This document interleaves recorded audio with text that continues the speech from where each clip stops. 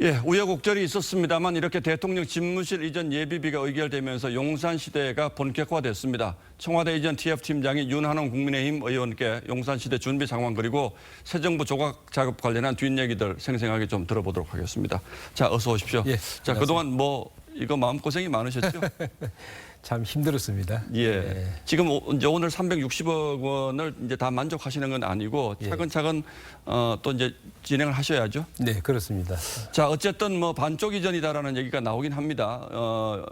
윤석열 당선인 이제 대통령이 될 것 같습니다만 되겠습니다만 언제부터 이제 용산청사에서 집무를 하게 됩니까? 제일 어려운 질문입니다, 사실은. 예. 왜냐하면 이제 저희들이 예비비 요청을 하고 예. 국무회의가 두 번이 그냥 지나가면서 한 보름이 지나가 버렸잖아요. 예. 그래서 이제 국방부 청사를 5층 이상은 이제 이사를 시작하게 되었기 때문에 그 이사 날짜에 맞춰야 되겠습니다만은 저희들은 당선인 의지도 취임하는 날부터 국방부에서 근무하고 싶다 하는 말씀도 하셨고 또 저희들도 최선을 다해서 가능하면 빨리 갈 수 있도록 노력하겠습니다. 어쨌든 5월 10일 날 집무실만큼은 입주를 하셔야 되겠다 이런 목표신 거죠? 그렇죠. 국방부 청사에 국방부 청사로 같이 가셔서 일을 하시겠다 하셨는데 사실 쉬운 일은 아닙니다. 시간이 물리적으로.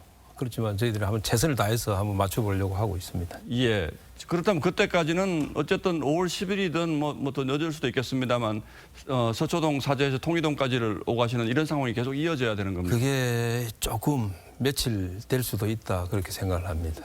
예. 시간이 아직은 조금 유동적으로 보시는군요. 그렇습니다. 예.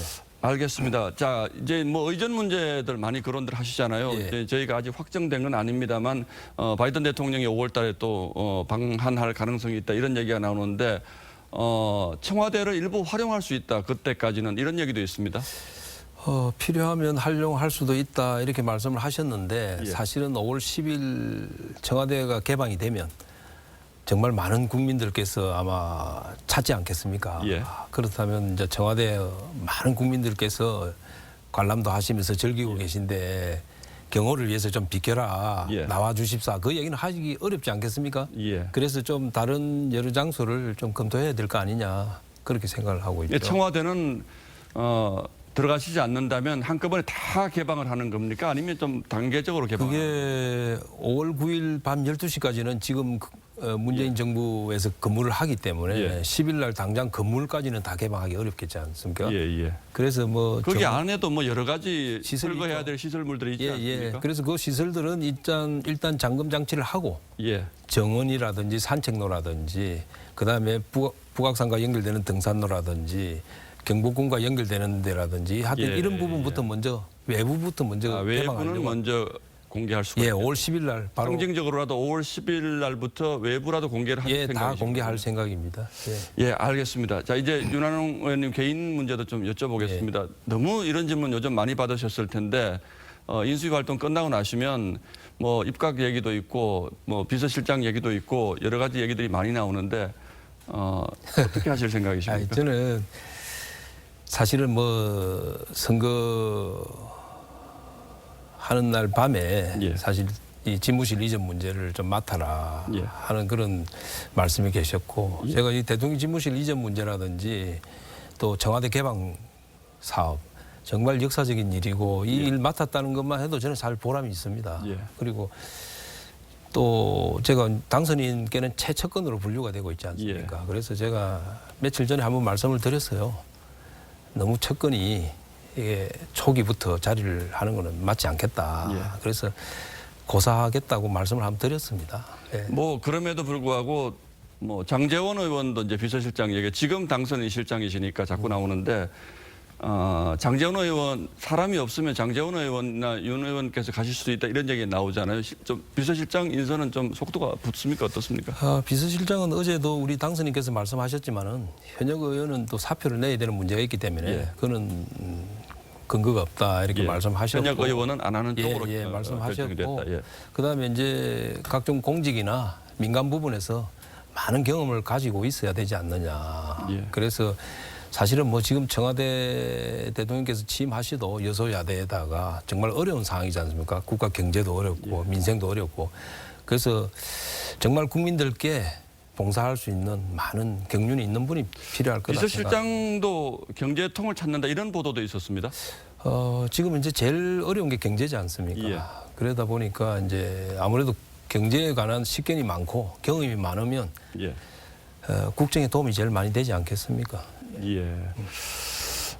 지금 법사위에 계시죠? 그렇습니다. 지금 법사위가 굉장히 또 이제 검찰 수사권 문제 이런 문제들 이제 민주당이 벌써 들고 나오기 때문에 이제 격전이 예상이 되는데 그건 어떤 배경이 있고 앞으로 어떻게 진행되리라고 보십니까? 그게 뭐 저희들은 당연히 예상이 됐었죠. 왜냐하면 민주당이 여당 시절에 예.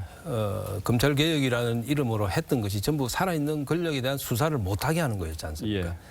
그게 이제 하던 수단이 법무부 장관이 가진 검찰 인사권을 활용을 해서 살아있는 권력에 대한 수사를 못하게 막았고 또 수사 지휘권도 행사했고 예.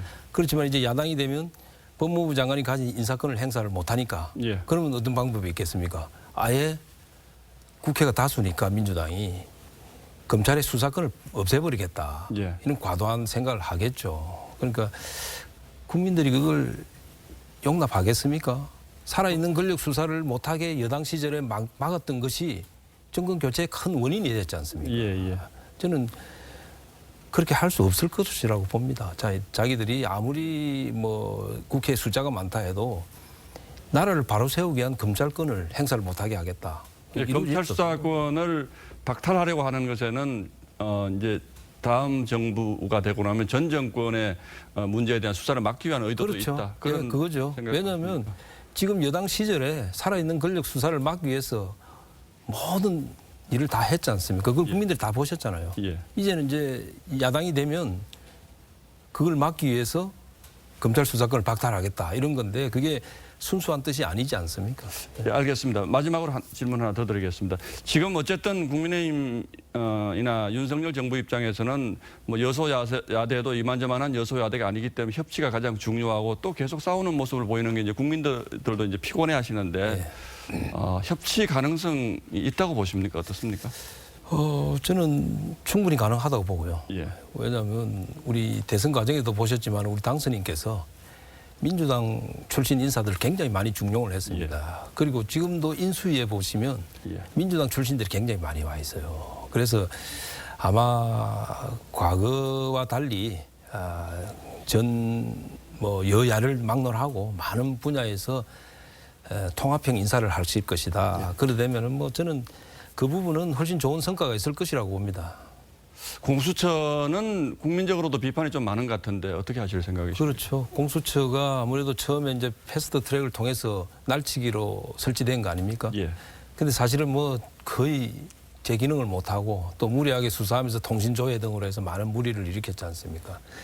그래서 공수처에 대해서는 국민들 여론이 무용하다, 의미가 없다는 얘기도 있고 또 공수처법 24조 좀 독점적인 조항이 있습니다. 그걸 폐지를 하든지 해야 되는데 사실은 이제 국회가 민주당이 압도적인 다수이기 때문에 그 민주당에서 날치게 했던 공수처를 아마 폐지하지는 않을 겁니다. 그래서 조금 시간을 가지고 공수처를 제 기능을 발휘하게 한다든지 독립적인 수사기관으로 제 기능을 발휘할 수 있도록 한다든지 해서 협의를 해 나가야 되겠죠.